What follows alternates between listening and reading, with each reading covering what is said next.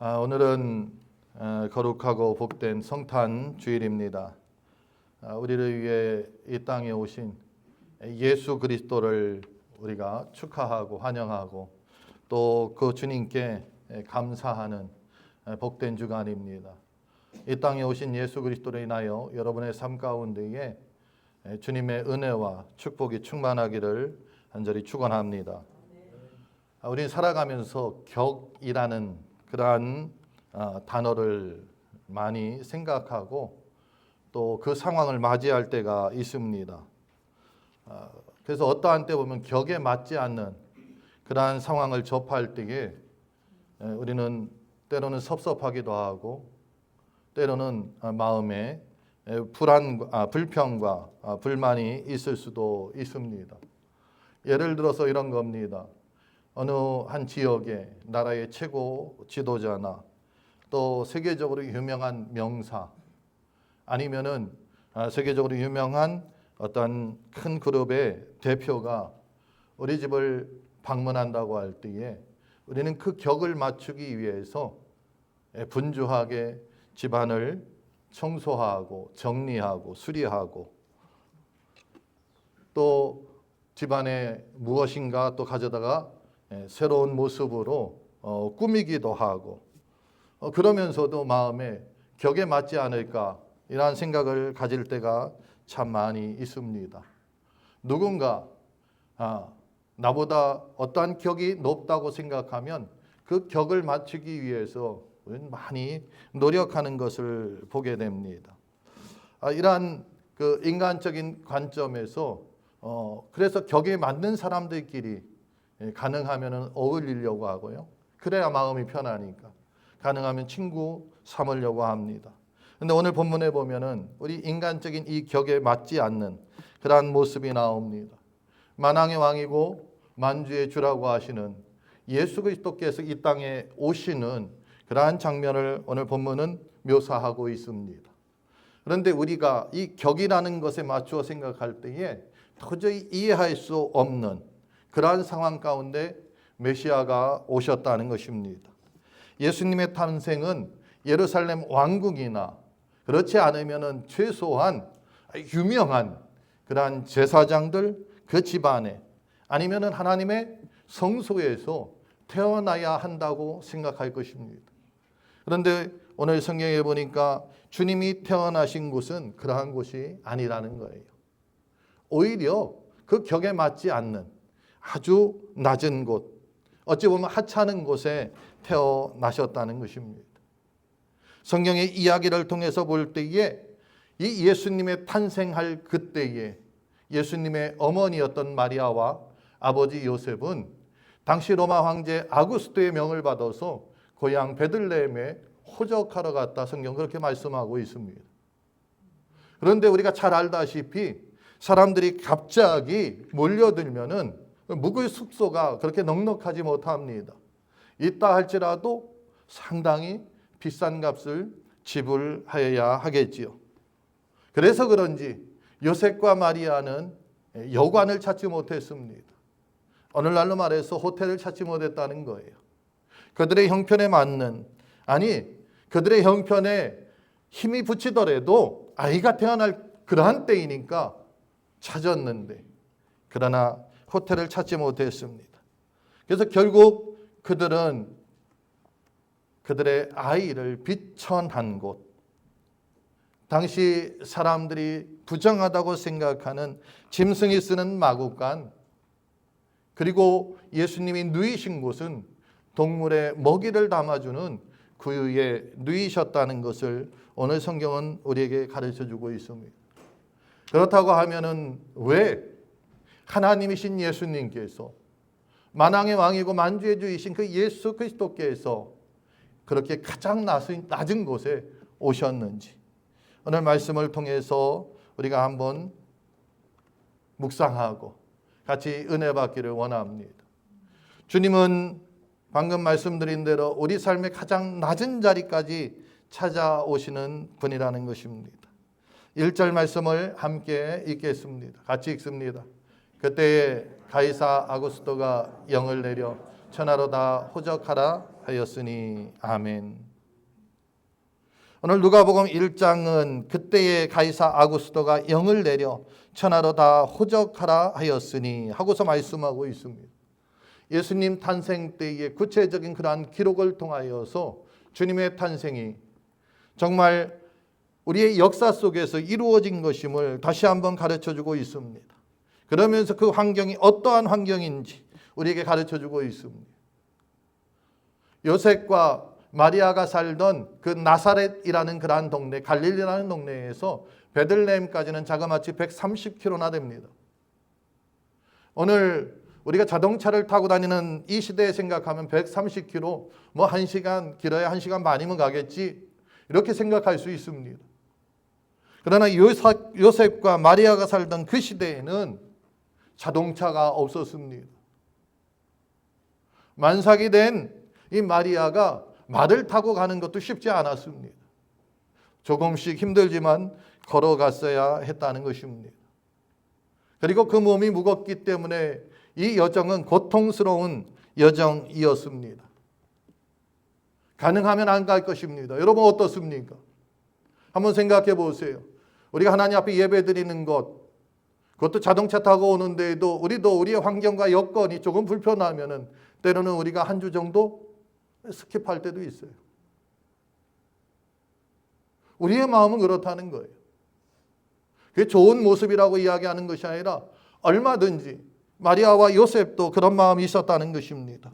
그런데 중요한 것이 있습니다. 그들은 식민지 백성이었습니다. 그들에겐 선택권이 없었다는 거예요.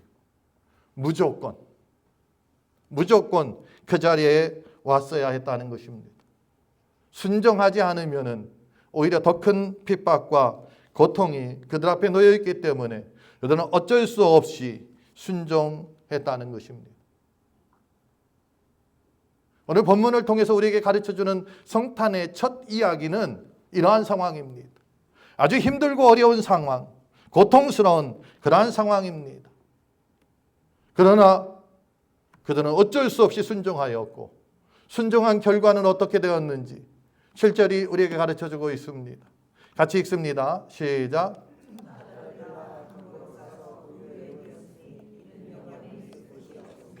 아멘. 순종했는데 그 결과는 나아지지 않았습니다. 똑같았다는 것입니다. 숙박장소가 부족하였습니다. 이것은 숙박장소의 부족만 이야기하는 것이 아닙니다. 사람들의 외면을 이야기합니다.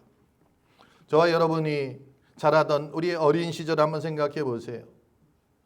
우리 동네에 어려서부터 아니면은 이 동네에 함께 자랐던 어떠한 사람이 이제 서울로 갔습니다. 그런데 그 자녀들이 이러한 몸으로 그 시골을 찾아왔다고 한번 생각해 보세요. 아마 우리 어렸을 때 같으면 누구든지 집의 문을 열고 방을 내어주었을 것입니다. 이 시절, 이 베들레헴의 사람들도 동일했을 것입니다. 그런데 그러지 못했다는 것은 그들 역시 마음의 여유가 없었다는 것입니다. 이 가난한 마리아와 요셉 부부를 받아들일 그러한 관심이 그들에겐 부족했다는 것입니다. 세상은 하나님에 대해서 관심이 없습니다. 세상은 하나님의 사람들에 대해서 관심이 없습니다. 그러나 그런 가운데에 우리는 그들에게 하나님을 전해야 되는 거죠. 나타내야 되는 거죠. 하나님이 오심을 우리는 선포해야 하는 거죠. 관심 없는 그러한 이 베들레헴 안에서 마리아는 사람이 머무는 곳이 아닌 짐승이 머무는 그곳에서 아이를 출산하게 되었습니다. 마리아의 관점이 그렇지만 하나님의 관점에서는 얼마든지 다른 선택을 할 수 있었는데 이렇게 낮은 곳에 오셨다는 것입니다. 왜 이렇게 낮은 곳에 오셨을까요? 여러 가지로 우리가 설명할 수 있지만 쉽게 우리가 설명하고 가장 쉽게 이해되는 것은 만약 높은 자리에 오셨다고 하면은 제가 서론에서 말씀드린 대로 격이 맞는 사람들끼리 어울리고 격이 맞는 사람들끼리 친구가 돼야 되죠. 높은 곳에 있는 사람들만 예수님을 믿고 하나님을 믿고 그들이 구원받아야 되죠. 그렇기 때문에 주님은 화려하고 높은 자리에 온 것이 아닙니다. 낮은 자리에 왔다는 거예요. 아무도 누구도 원치 않는 그곳에 오셔서 사회적으로 소외된 자, 연약한 자, 부족한 자, 가난하고 실패한 자, 병든 자, 그 누구 관계없이 다 내게로 오라. 주님이 몸소 태어나면서 그것을 실천하며 우리에게 보여주셨다는 것입니다. 주님 앞에 오는 것은 깨끗한 사람만 오는 것이 아닙니다. 세상적으로 질타받는 사람들도 그 자리에 와서 예수 그리스도를 통하여서 구원받고 새로운 사람이 되어야 한다는 것입니다. 저와 여러분 역시 세상적으로 보면 누구보다 조금 더 나을지 모르고 누구보다 조금 더 깨끗할지 모르겠어요. 그러나 하나님 입장에서 볼 때에 저나 여러분이나 밖에 있는 사람들이나 누구나가 다 죄인이었다는 것입니다. 그런데 중요한 것은 하나님은 죄라는 것을 미워하고 죄라는 것에 대해서 하나님은 멀리 내치신다는 거예요. 어떠한 죄냐? 그것이 문제가 아니라는 것입니다. 죄라는 자체를 하나님은 싫어하시고 함께하지 않는다는 것입니다. 그렇다고 하면은 하나님 입장에서 봤을 때에 저나 여러분이나 저 밖에 있는 사람들이나 동일하게 죄를 뒤집어 쓴 죄인이었다는 거예요. 그런데 하나님께서는 저와 여러분을 지금 이 자리에 있게 하셨습니다. 우리를 구원하시고 우리를 새롭게 했다는 것입니다. 그런데 때로는 우리가 그럼에도 불구하고 밖에 있는 사람들을 향하여서 너희는 죄인이다 선을 긋는다고 하는 것은 주님께서 이 땅에 오신 목적이 무엇인지 어떻게 오셨는지 우리가 생각하지 않고 살아가고 있다는 것입니다. 주님은 낮은 곳에 가장 낮은 자리에 세상의 모든 사람을 구원하기 위하여 이 땅에 찾아오셨다는 것입니다. 그러므로 이 성탄의 계절에 이 성탄의 말씀에 우리가 하나님을 깨닫는다고 하면 저와 여러분 역시 가장 낮은 자리로 내려가야 할 줄 믿습니다. 이 낮은 자리는 하나님과의 멀어짐이 아니고 오히려 가까워짐입니다. 주님과 함께하는 자리인 것을 기억하시길 바랍니다. 오늘 두 번째로 우리가 생각할 수 있는 것은 예수님은 소외된 이들에게 평화와 기쁨을 주시는 분이라는 것입니다. 주님은 소외된 자들뿐이 아니죠. 병들고 외롭고 힘들고 가난하고 고통받는 그런 자들에게 기쁨을 주시는 분입니다. 우리 8절 말씀 함께 읽습니다. 같이 읽겠습니다.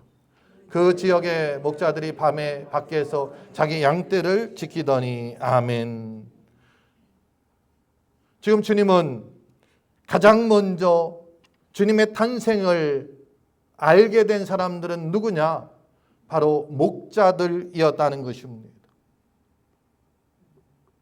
이 당시 이스라엘의 목자들은 사회적으로 교육을 많이 받지 못했습니다. 뿐만 아니라 그들은 항상 동물들과 함께 하고 있었기 때문에 부정한 자로 취급을 받았습니다. 들판을 떠돌아야 됐고요. 들판에서 그들은 숙식을 해야 했습니다. 경제적으로 넉넉한 사람들이 아니었습니다.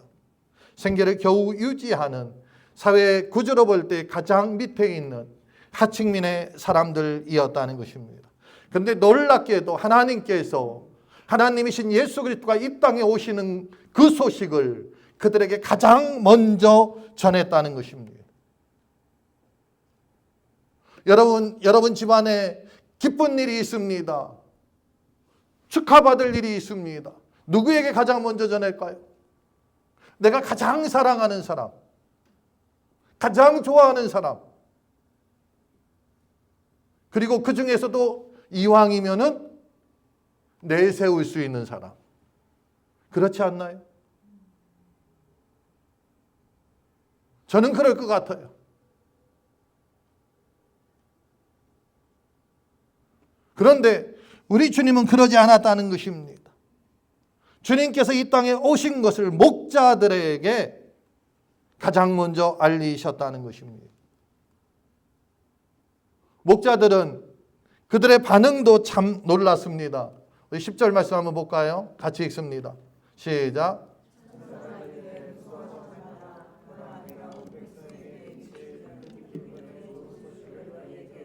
아멘. 천사가 나타나서 목자들에게 그 소식을 전하니까 목자들은 깜짝 놀랐다는 거예요. 그럴 수밖에 없죠. 그 넓은 들판이지만 평소에는 이 넓은 들판에 그 밤에 그 누구도 찾아오지 않습니다. 찾아온다고 하는 것은 양을 잡아가려는 늑대나 사자나 곰이 찾아오겠죠. 누군가 인기척이 나고 소리가 난다고 하면은 양들을 뺏어갈 그러한 짐승들인가 하고서 깜짝 놀랐다는 거예요. 그때에 하나님이 보낸 천사가 목자들에게 성탄의 메시지를 전합니다. 그 메시지는 무엇이냐? 무서워 말라. 사랑하는 성도 여러분, 오늘도 주님께서는 우리를 찾아오셔서 우리에게 주는 첫 번째 메시지는 무엇이냐? 무서워 말라입니다. 우리의 삶 가운데에 무서운 일들이 참 많이 있습니다. 특별히 이민사회를 살아가는 저와 여러분 가운데에는 더욱더 많이 있을 줄 압니다. 언어 때문에 무섭기도 하고요. 우리의 미래에 대해서 무섭기도 하고요. 경제적으로 준비한다고 했지만 여기에서 원래 살던 사람들만큼 우리의 미래가 완전히 충족할 만큼 준비되지 않았으니까 내가 준비한 거 가지고 내가 몇 살까지 살 수 있을까? 우린 여러 가지로 두려워합니다. 자녀가 크면서 내가 이곳에서 공부하지 않았는데 이 자녀를 어떻게 인도해야 될지 우린 그런 두려움도 있습니다. 특별히 우리같이 이렇게 작은 지역에 있는 우리들은 나는 언어가 부족한데 누가 나를 도와줘야 하는데 이곳에 있는 우리 한인 사회가 작기 때문에 그러한 두려움도 있습니다. 또 어떤 분은 교회가 유지될까 이거에 대해서 두려움도 있을 줄 압니다. 여러 가지 이런 두려움 뿐만 아니라 우리 관계 속의 깨어짐 여러 가지로 우리가 흔들릴 수밖에 없는 그러한 상황입니다. 그런데 주님이 뭐라고 말씀하시느냐? 무서워 말라. 내가 너와 함께 하리라. 그리고 두 번째로 주신 말씀이 보라 내가 온 백성에게 미칠 큰 기쁨의 좋은 소식을 너희에게 전하노라. 기쁨을 전한다는 것입니다. 두려움에 떨고 있던 이 목자들에게 무서워 말라 위로의 말을 주고 이제 내가 너에게 기쁨을 주노라. 이 기쁨이라는 것은 그냥 어떠한 순간적인 기쁨이 아닙니다. 세상적으로 우리가 노래를 하면서 오는 기쁨이 아닙니다. 운동을 하면서 오는 기쁨도 아니고요. 무엇인가 성취를 하여서 얻은 그런 기쁨도 아닙니다. 이 기쁨은 무엇이냐? 근원적인 기쁨. 우리 인간의 근원적인 기쁨이라는 것은 무엇이냐면 하나님과의 관계의 회복입니다.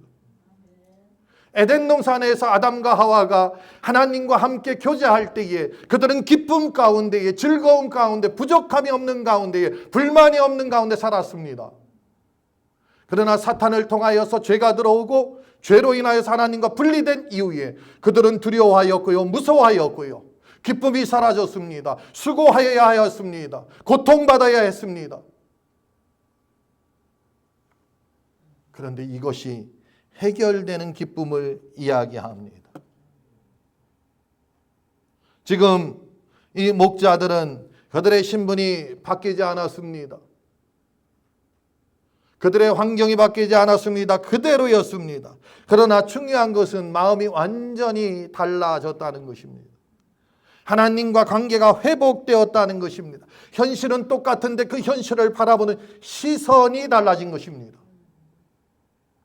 인간의 생각, 인간의 계획인 시선으로 바라보다가 하나님의 시선으로 보면은 그것은 완전히 달라지게 되어 있습니다. 마지막 천사가 그들에게 이야기합니다. 지극히 높은 곳에서는 하나님께 영광이요 땅에서는 하나님의 기뻐하신 사람들 중에 평화로다. 이 성탄의 평화, 이것이 이 목자들에게 가장 첫 번째 주어졌다는 것입니다. 이것은 어디에서 오는 평화냐? 방금 말씀드린 대로 하나님과 관계 속에서 오는 것입니다. 하나님과 관계가 깨어지면은 우리가 무엇인가 이루려고 해도 불안합니다. 이뤘다 할지라도 만족하지 않습니다. 교회 안에서도 마찬가지입니다. 하나님과의 관계가 깨어지면은 우리는 만족감이 없을 수밖에 없습니다. 그런데 하나님과의 관계가 회복되고 하나님이 나와 함께 하신다고 하면은 우리의 마음은 흔들리지 않습니다. 어떠한 상황과 환경 가운데에서도 하나님이 나를 외면하지 않으시고 하나님이 내가 있는 내 환경 가운데 나와 함께 하신다고 하면은 나는 그곳에서 승리의 찬가를 부를 수 있다고 고백할 수 있다는 것입니다. 목자들의 이 들판은 힘들고 고단한 자리였습니다. 그런데 그 자리를 주님께서 찾아오셨다는 것입니다. 오신다는 것입니다. 성탄의 축복은 주님께서 오셔서 우리에게 기쁨과 평화를 주신다는 것입니다. 부르셔서 주는 것이 아니라 오셔서 주신다는 것입니다. 목자들에게 임한 이 성탄의 이 놀라운 평강, 기쁨, 그 축복이 저와 여러분들에게 임하기를 주의 이름으로 축복합니다. 마지막으로 우리가 생각할 수 있는 것은 이와 같이 주님을 만난 사람들은 반드시 삶의 방향이 바뀐다는 것입니다. 성탄이 우리에게 주는 은혜, 성탄이 우리에게 주는 축복은 여기에 있습니다. 우리 15절 말씀을 같이 읽습니다. 천사들이 떠나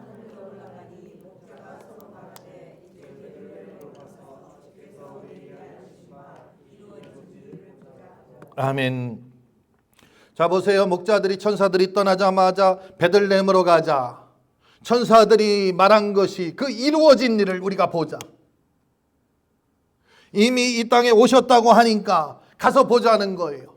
머뭇거리지 말자는 거예요. 주님의 그 삶의 현장, 주님의 역사의 현장이 있다고 하면 달려가자는 것입니다. 여러분, 우리 하나님께서 우리 교회를 통하여서 하나님의 일을 이루실 줄 믿습니다. 이루십니다. 그러한 이야기가 있다고 하면 머뭇거리지 마십시오. 누구를 앞세우려고 하지 마십시오. 천사들은 자기들이 먼저 뛰어갔습니다. 우리는 부정한 자이기 때문에 앞서갈 수 없으니까 가서 레위인들, 종교 지도자들 그들 먼저 보내고 그들은 먼 뒷발치에서 그것을 쳐다보지 않았습니다.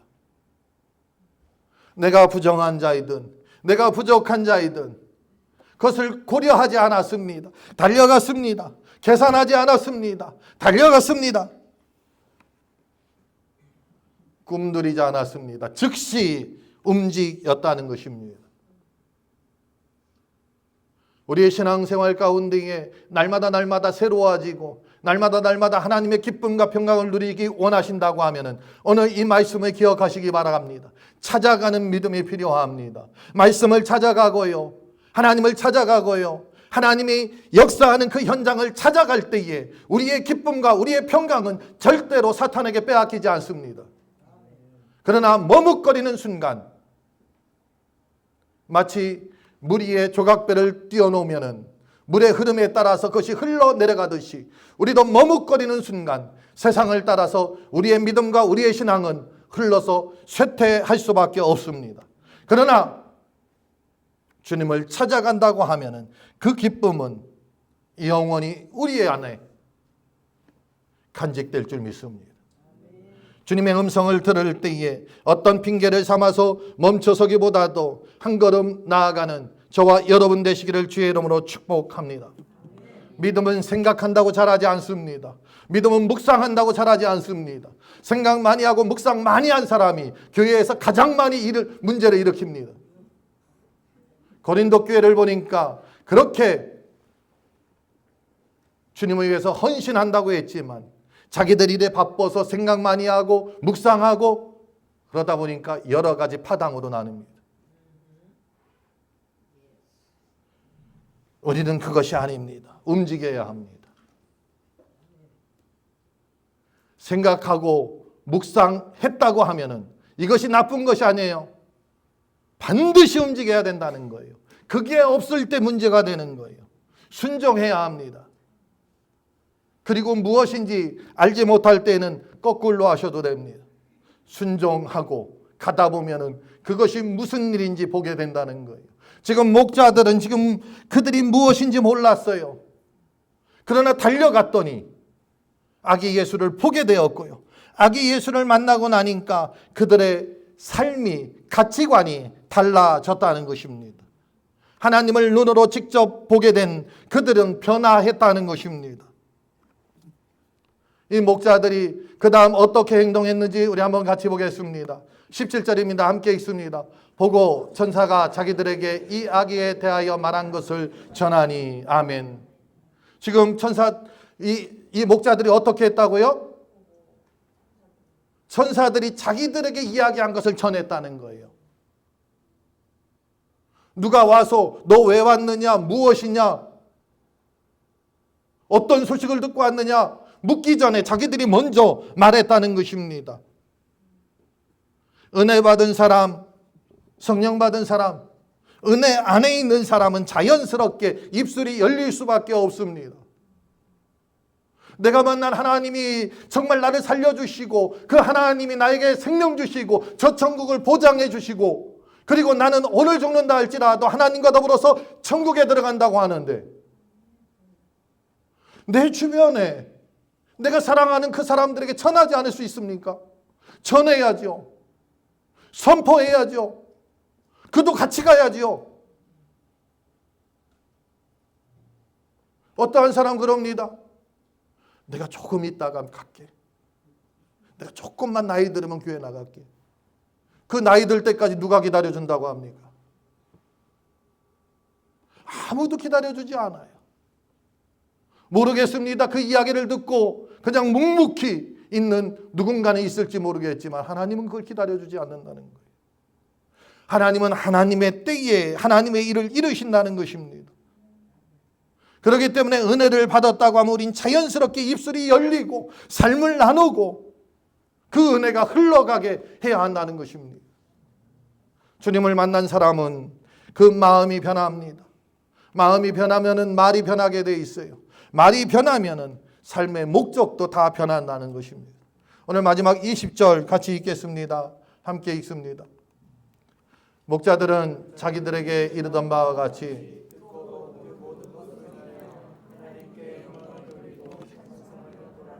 아멘. 하나님께 영광을 돌리고 찬송하며 돌아가니라. 목자들은 예수님을 만나기 전에도 들판에서 양을 지켜야 했습니다. 그런데 만난 이후에도 그들은 들판으로 돌아가야 했습니다. 사랑하는 성도 여러분, 여러분의 가정, 여러분의 직장, 여러분의 학교, 여러분의 그 삶의 환경, 여러분의 그 비즈니스, 그리고 여러분의 어떤 사회적인 수준, 예수님을 만났다고 해서 하루아침에 변하지 않습니다. 그대로 있습니다. 근데 중요한 것이 있습니다. 마음이 달라진다는 거예요. 마음이 달라진다는 것입니다. 이건 너무너무 중요합니다. 예수님은 우리의 환경을 즉시로 바꾸지는 않지만 예수님을 만나고 나면은 내 마음이 바뀌고 내 눈이 달라집니다. 내 생각이 달라집니다. 그러다 보니까 삶을 살아내는 힘이 달라집니다. 이전까지는 무기력하게 그냥 흘러가는 대로 살아갔습니다. 그런데 예수님을 만나고 나서 이제 무기력한 것이 아니라 주님을 위해서 내가 무엇인가 해야겠다. 달라지게 되어 있습니다. 제가 한국에서 사역할 때입니다. 우리 교회가 지금 여기 우리 미국 교회는 FBC에서 모든 것을 관리해주고 이러다 보니까 우리가 좀 그런 것 같아요. 한국에서 사역을 할 때에 우리 교회가 있었고 그 교회를 우리가 관리해야 되었어요. 근데 제가 부교역자하고 주로 학생들, 청년들을 가르치니까 학생들, 청년들한테 이야기했어요. 여러분 학교 갈 때에 5분 일찍 나와서 교회 한번 둘러보고 가세요. 집에 갈 때에 바로 가지 말고 교회 와서 한번 둘러보고 가세요. 말씀 안에서 변화된 친구들이 학교 갈 때 5분 일찍 와서 교회에서 기도의 단을 쌓고 가고요. 끝나고 집에 갈 때에 교회 와서 무엇인가 잘못된 거 있으면 청소라도 한번 하고 가고요. 달라지게 되어 있어요. 자꾸 그 교회가 편안해지는 거예요. 그러다 보니까 어떤 일이 일어나느냐? 나중에는 공휴일에 교회 와서 공부하고 있더라고요. 선배가 후배를 가르쳐 주고요. 후배들은 선배들을 따르고요. 서로 어떻게 보면 윈윈하는.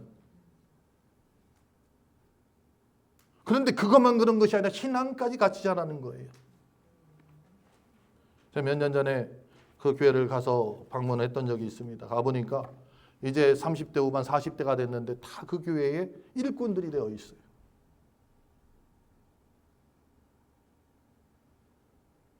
우리도 반드시 삶의 방향이 바뀌어야 한다는 것입니다. 주님은 오늘도 우리에게 동일하게 역사합니다. 우리를 만나고자 이 자리에 찾아오신다는 거예요. 오셨다는 거예요. 이 자리에 오신 그 예수를 우리가 만나게 되면은 우리는 불안 대신 평안을 누리게 되고 원망 대신 소망을 가지게 되며 절망 대신 감사의 삶을 살게 된다는 것입니다.